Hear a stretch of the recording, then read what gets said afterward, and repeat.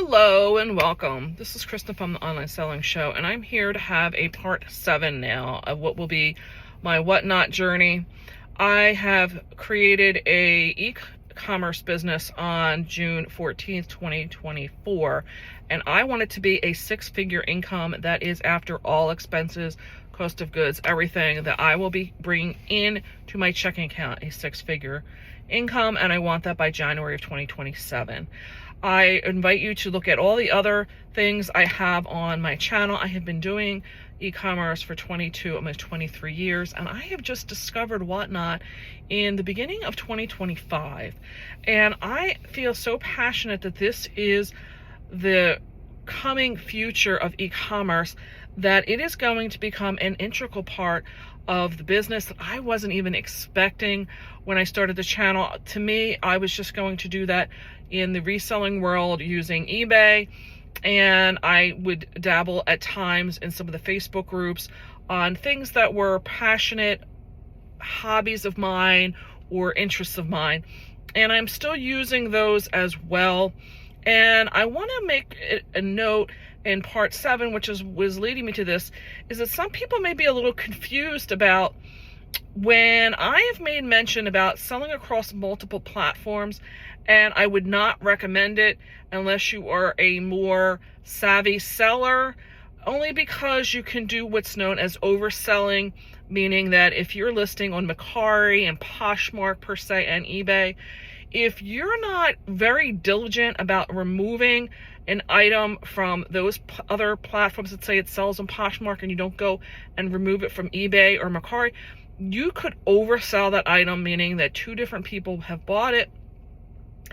And I've literally had situations in my 22, almost 23 years, where let's say I'm selling, I don't know, maybe curtains, and they want 2 of those curtains and you have 1. They are savvy enough that they will buy them off of, let's say, eBay and Mercari, and you don't even have a chance to get to take 1 down, because they are savvy enough that they have found it, and now they think they have 2 sets, and you have to email them. I would hope that you email them and explain that there was an error in your listings and that there was only 1, and that's all you had to sell them, and then now you've got them upset because they wanted 2, and it becomes a problem. For me, I have an inventory management service that takes and manages my inventory across a personal website, eBay, and Amazon.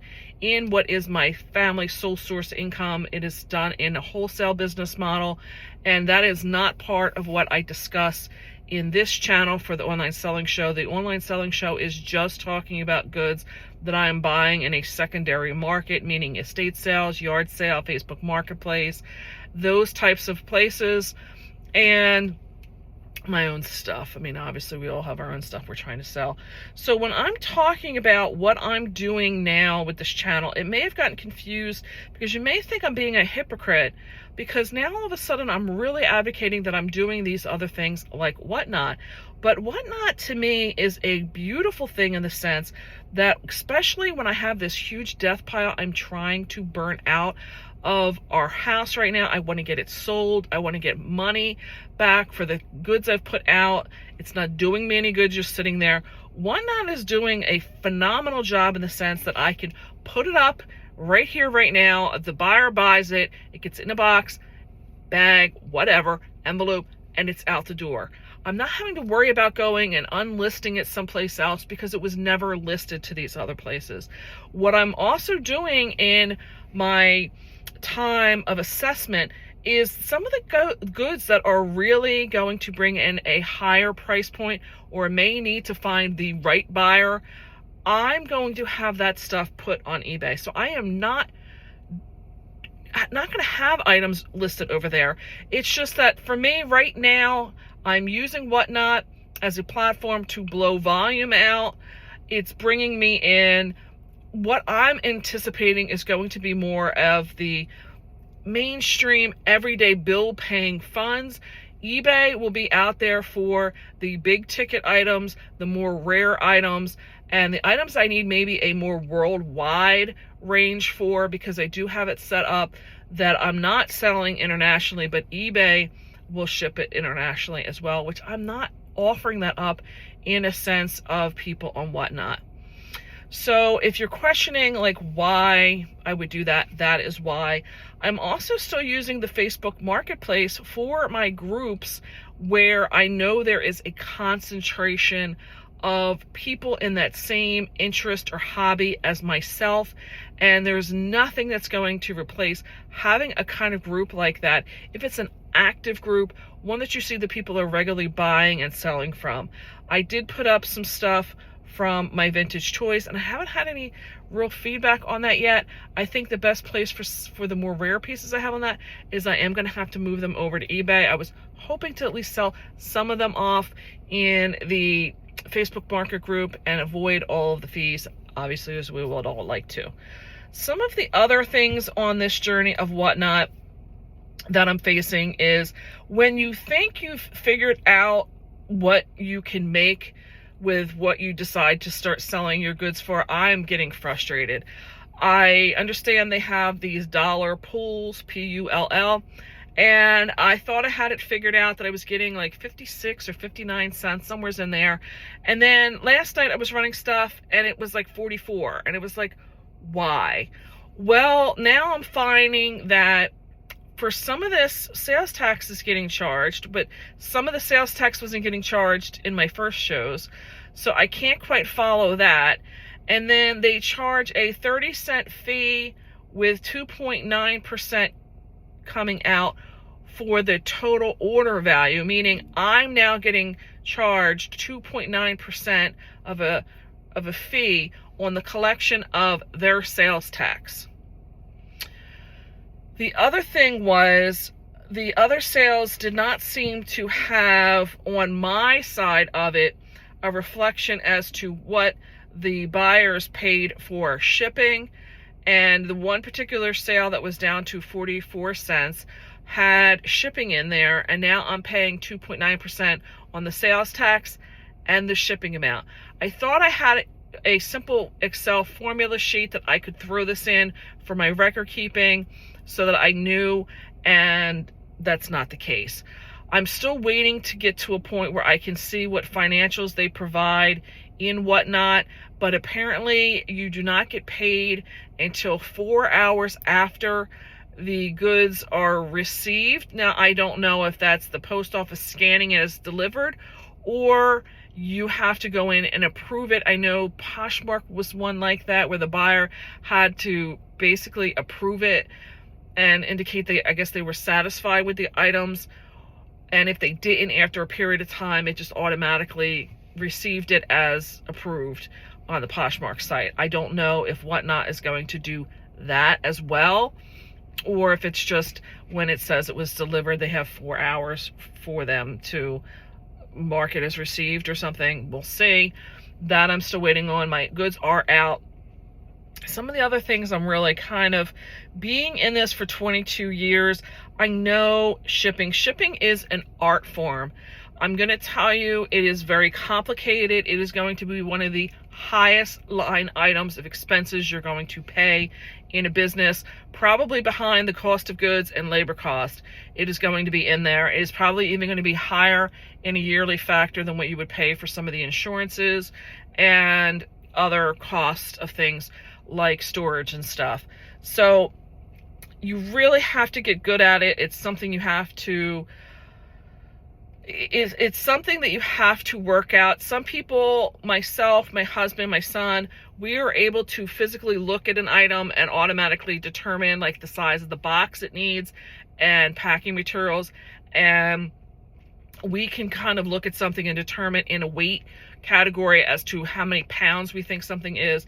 It is only through experience of doing that stuff over and over again that you can learn that. But Whatnot takes that away from you.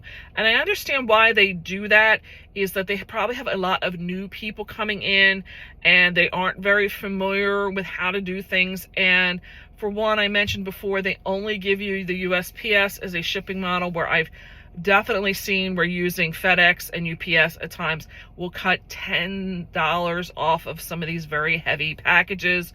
It's definitely sometimes much quicker If you're looking for something on a specific deadline, they will be much quicker sometimes. And they take all of that out of the equation.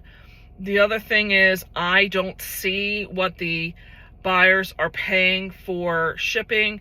So I'm just assuming that shipping something, let's say Ground Advantage, may be cheaper for them than doing something with a flat rate box or priority mail, regular priority. I can't say, and I don't know, because they don't. I could probably, if I wanted to, run it through my own stamps accounts and see on my side if I wanted to, because I do get the address at least given to me. But I don't use flat rate in my normal business. I had to stop today and get some of the boxes because I had to re-familiarize myself with what these boxes are. Some of the paper I sold that's in my hobby business is 12 by 12 in size. I don't know. I'm looking, like this particular box is usually considered the shirt box. This size says it's 11.875 inches wide. I don't know if I can put my paper in here at an angle to get it to work. We shall see.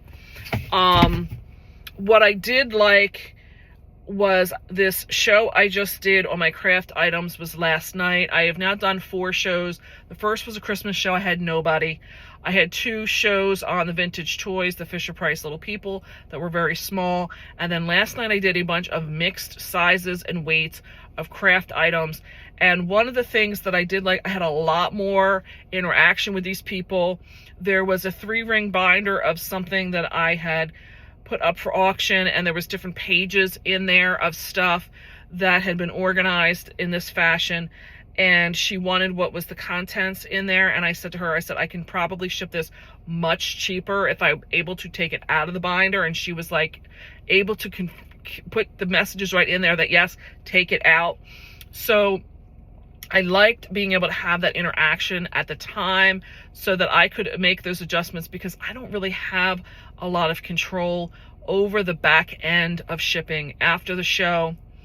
With also having that correspondence back and forth, there was a couple things, like I had ink pads and she wanted 2 of the 3 colors, and I told her what price I wanted them for. I wanted $2 a piece for them. She said, well, then just put them together and put it up for $4 so I could save the 30 cents. So we were able to work our way through trying to save some of those costs. And I just still am learning all those little tricks to get through some of these sales. I do have I'm going to be doing a sale pretty much every night now because I want to blow out bulk. I have a Christmas show going up tonight that will be a range of different things, from sizes and weights and styles and what the item actually is.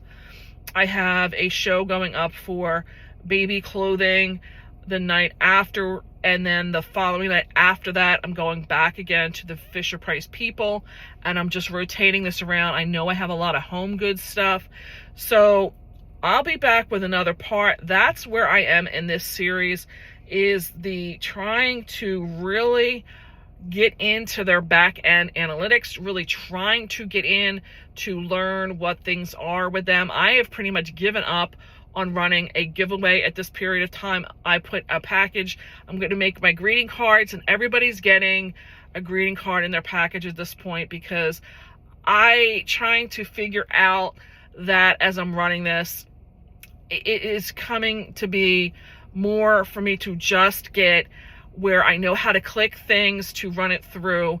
I did watch a sale last night and I liked what I was seeing, that lady. But again, you have to have confidence and the following to do it. She was selling some kids clothing and it was new stuff. I have been familiar with the stylization of it, but not the brands that she was in. I was interested to do a little bit more research on the branding to see how it was working out for her dollars and cents. But all her stuff was new. She started all as $1, so she was on the same listing per se of what she was hitting. And she apparently must have had a roll of stickers. And for her, she just, I guess they all start at 1. I don't know.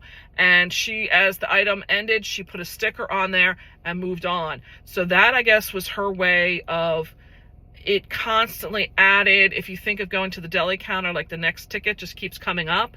So if she kept hitting the same dollar start, it was going to number her sales for her. She would put the sticker on to correlate to that item. And then I guess after the show, she was just grabbing up per buyer's whatever back end itemization and then just pulling them out. It's the only thing I could figure out. Did seem to be pretty good. I will do another part because we did set up my studio for this, and there's some things I wanted to note in there. But I will say for this part 7, that is some of the frustrations I have faced so far, how I'm looking at some of the reasoning for what is appropriate that I'm putting on the marketplace, and just overall observations in my experience of selling online. I hope you're getting some good things out of this. I hope it's helping you if you're trying to make the determination if you want whatnot to be on your repertoire. I highly do recommend it. It takes a little bit of a learning curve, as you can understand here. Please leave any comments or questions down below. I will watch and see that I can help and get you on your own journey with this. And I'm going to say bye for now. I would really appreciate if you hit that like button. It would help me grow the channel, but also helping me grow the channel is if you could hit the subscribe button to help me grow the channel, but it will put my future videos in your feed. I'm going to say bye for now, and I'll catch you in the next series.